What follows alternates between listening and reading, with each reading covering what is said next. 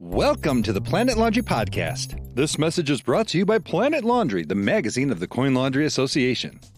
In this episode, you will hear our editor, Bob Nieman, interview Peter Stern, Managing Director of Clean Ventures, a newly formed venture capital fund created to attract and invest in growth stage laundry companies. You can read the entire story, Venturing in the Future, in the January 2021 edition of the magazine. Peter, thanks for being with us. Yeah, thanks for having me. Absolutely. Well, can you tell me about the formation of Clean Ventures and its mission within the laundry industry? Yeah, so for the past 25 years, we've built and operated the largest retail laundromat company in North America. Then throughout the past decade or so, but more focused on the last few years, we've constantly pushed ourselves to explore the eventual and inevitable modernization of the laundry industry. Mm-hmm. For various reasons, laundry has been unsexy, unstudied, and not that modern. While people have innovated systems and services for food delivery, errands, and more, but they really haven't focused in on the laundry and laundromat sector. Mm-hmm. Introducing new technology, engineering new wash and fold solutions, and other novel disruptions to the industry will, on one hand, compete against our traditional retail operating business, but on the other hand, induce significant growth to the size of the entire industry. Given our significant presence in the laundry industry, coupled with our deep management team and experience, we realize that we're poised to be the ultimate strategic investor to any company aiming to disrupt or improve the laundry industry. Mm-hmm. In addition to offering insights and advisory, we can directly accelerate the startup's timetable by rolling out their goods and services to our fleet of stores. We have the ability to pilot products, conduct surveys, and actually test or even just purchase a company's product in our large retail business, which can dramatically increase the stage of a startup. As a basic example, we had investment that was pre-revenue upon closing, and then just 7 months later, they had an annual run rate of revenue exceeding $500,000, which raised a venture round at 15 times higher than our investment basis. Interesting. Very good. Yeah, great point. Well, beside yourself, Peter, who else is involved in this new company?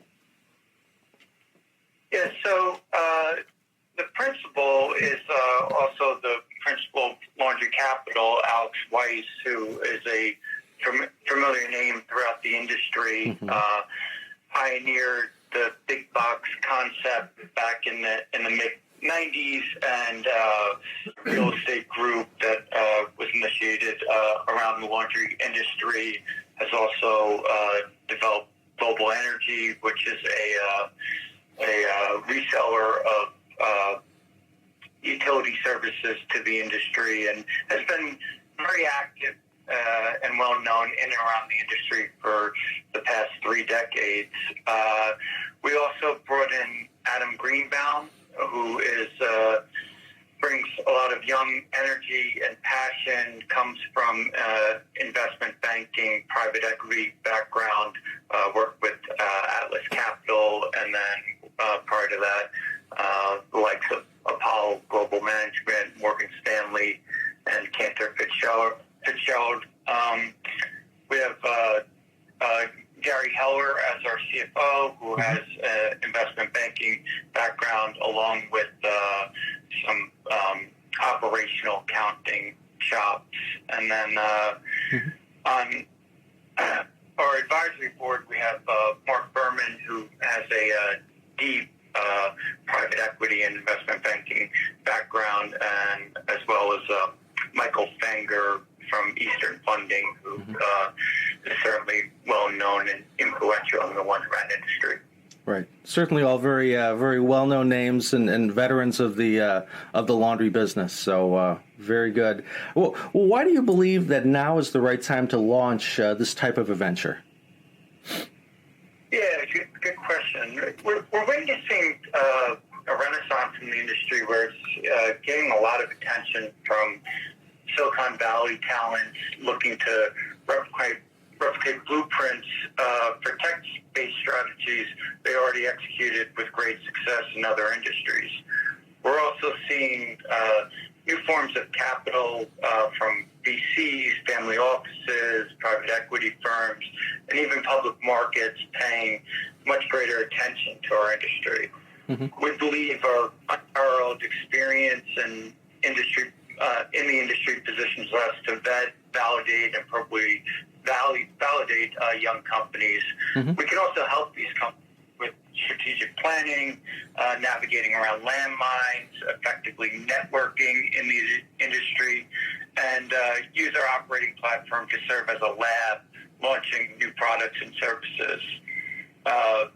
We provide a secure comfort vehicle for both startups new to the landscape and investors who know they want to participate, but they lack the specific industry knowledge to really conduct effective due diligence. Right. Well, without asking for specific clients of Clean Ventures right now, can you discuss the kinds of technology and maybe some of the other disruptive business models that you're currently seeing within the laundromat industry? Yeah, so there's definitely some more obvious and apparent ones around wash and fold and pickup and delivery, and then there's like the software applications for marketing and POS systems that we're seeing. Certainly, we believe there's never been a real focus on data acquisition in this business and the monetization of that, which you obviously see in a lot of other retail applications. So we think there'll be significant opportunities there. Peer-to-peer is a very exciting concept around the laundry service.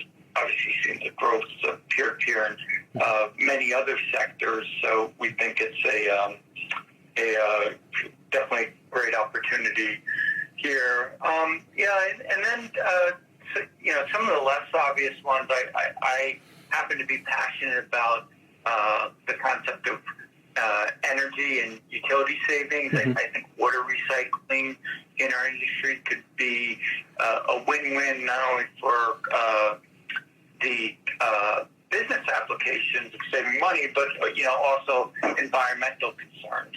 So I think that we're one of the largest users of water from a business application, and I think that it's obviously a huge cost to the bottom line, and then you're seeing water become more and more of a scarce resource. I think that's an interesting play.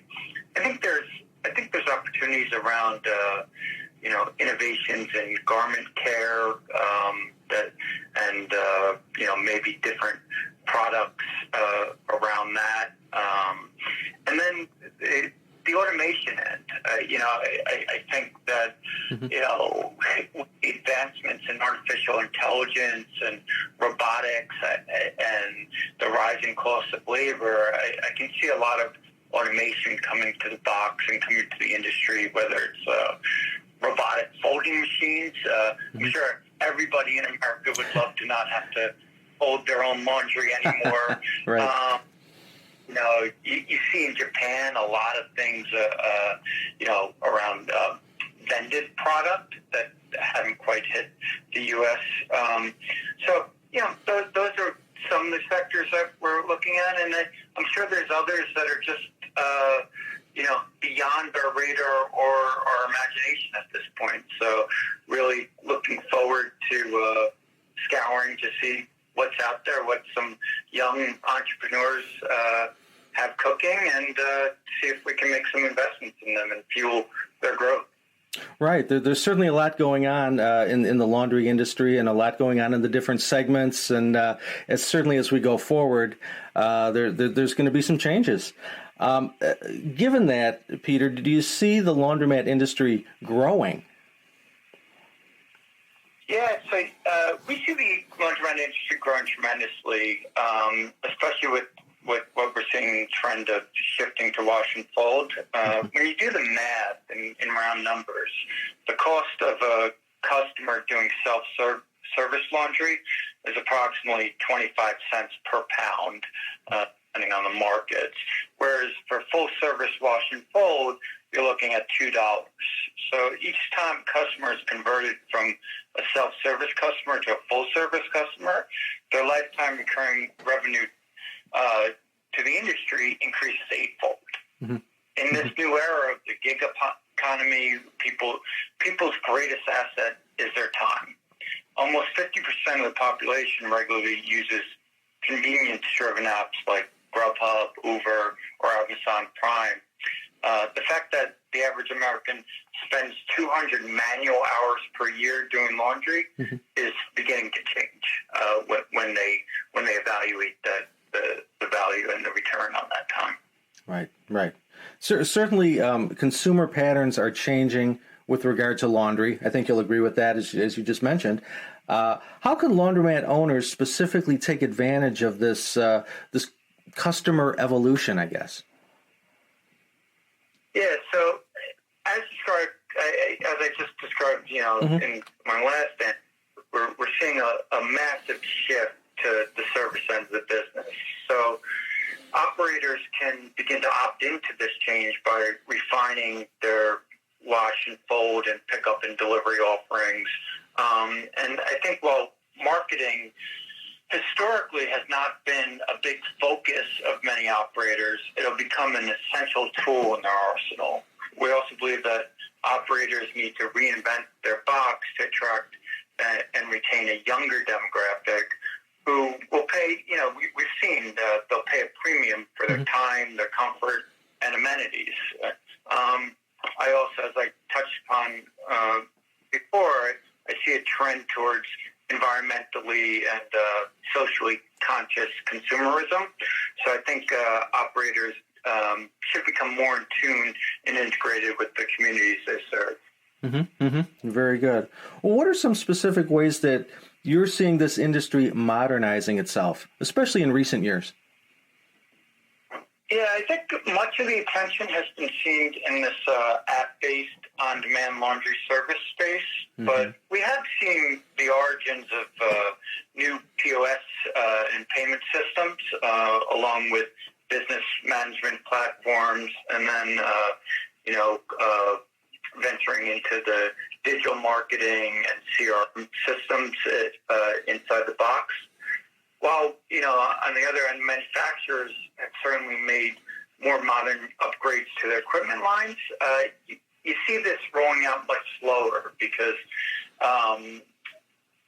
you don't see operators extremely motivated to retool the equipment on a large scale. Right. So that's going to take many years to mm-hmm. Take hold place. Right. Absolutely. Well, Peter, you and certainly a number of the principals within Clean Ventures have great experience with the large chain operation, large chain laundromats. And how is this specific segment of the business doing right now?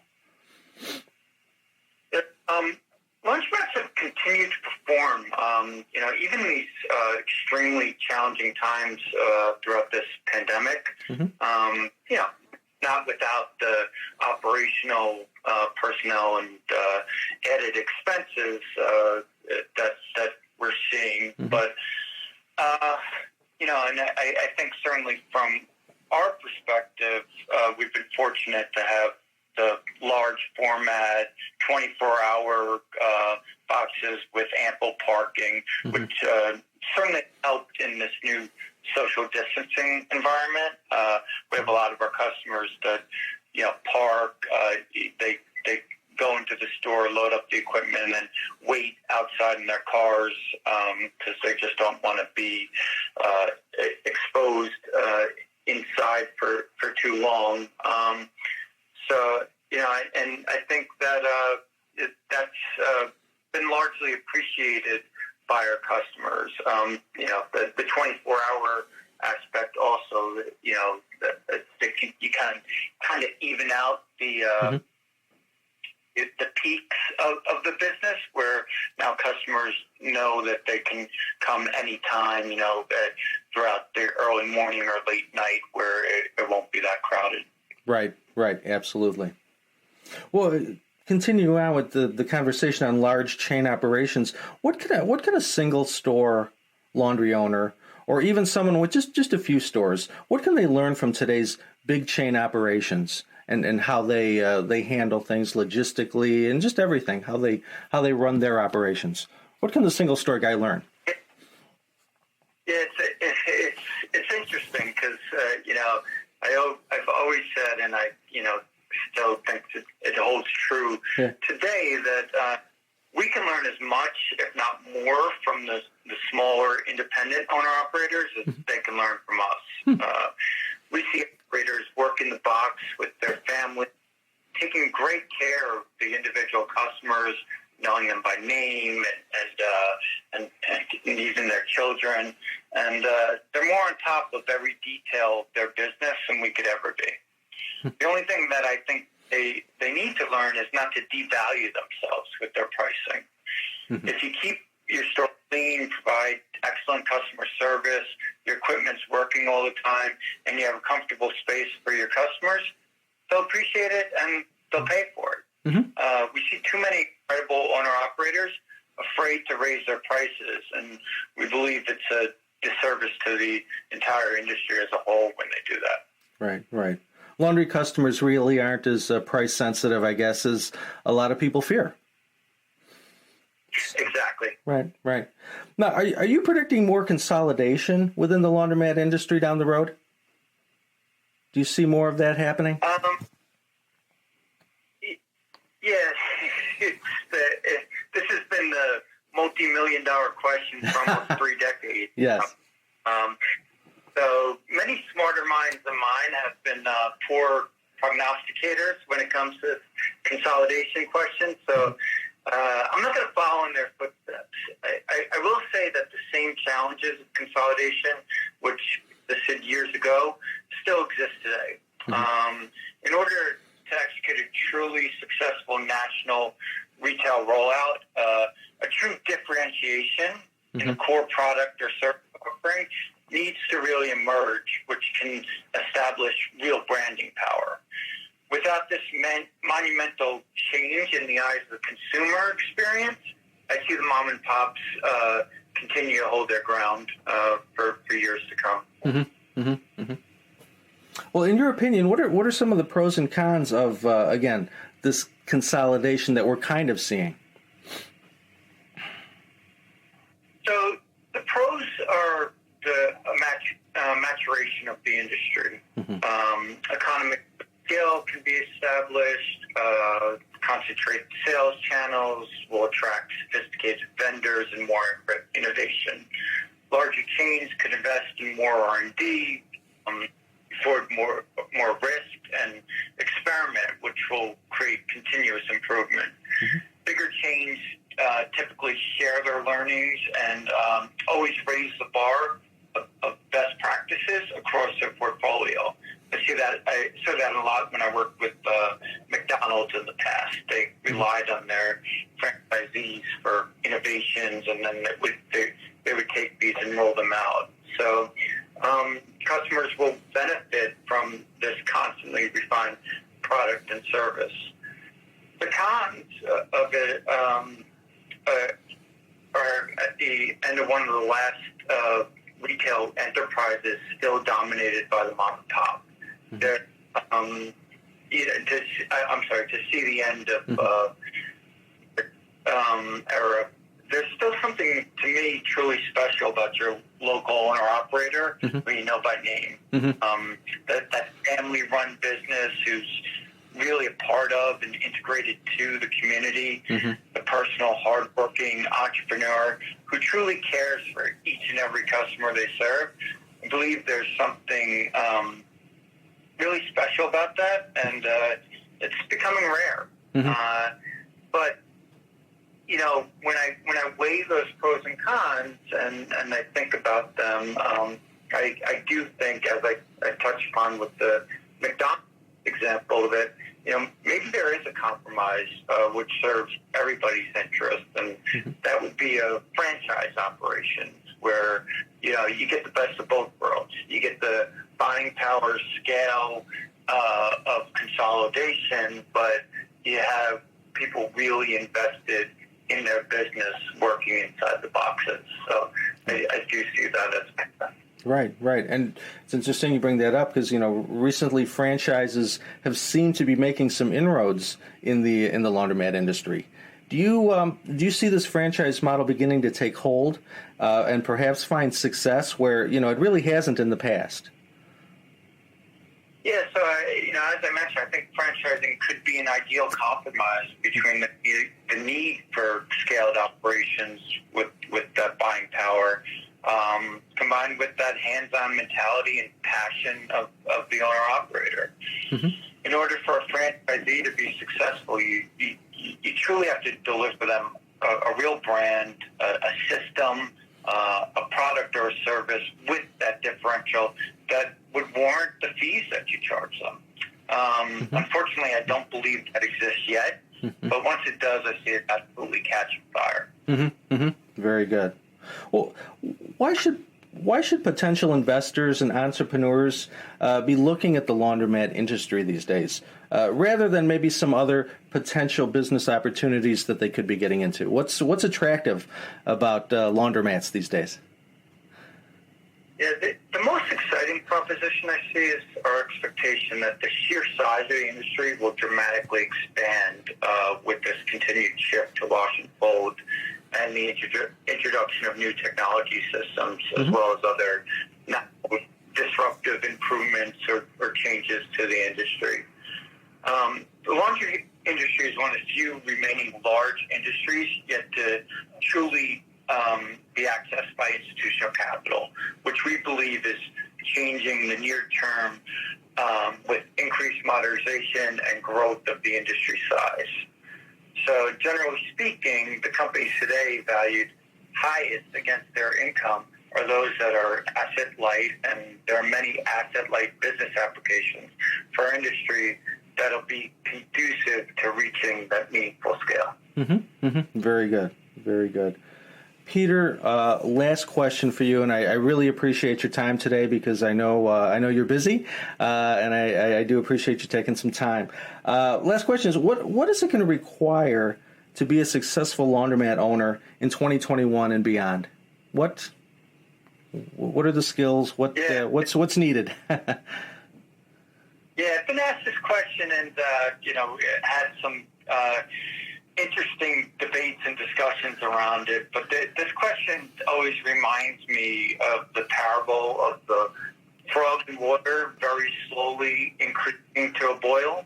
Yes. I don't think that a drastic, noticeable change next year, the year after, or even the year after that. However, I do think there's a slow, gradual, undetected change that's occurring, leading to a boiling point, much like the way Blockbuster Video eventually found itself in a pot of boiling water that they couldn't escape from while Netflix looked down getting ready to enjoy their dinner. Very, very good. That's a great point. Hey, Peter, thank you so much. I appreciate the time, and this has been very interesting for me, and I appreciate it. Thank you for joining us on our podcast today. Be sure to subscribe to Planet Laundry at www.planetlaundry.com/subscribe and follow us on social media at Facebook, LinkedIn, Twitter, and YouTube.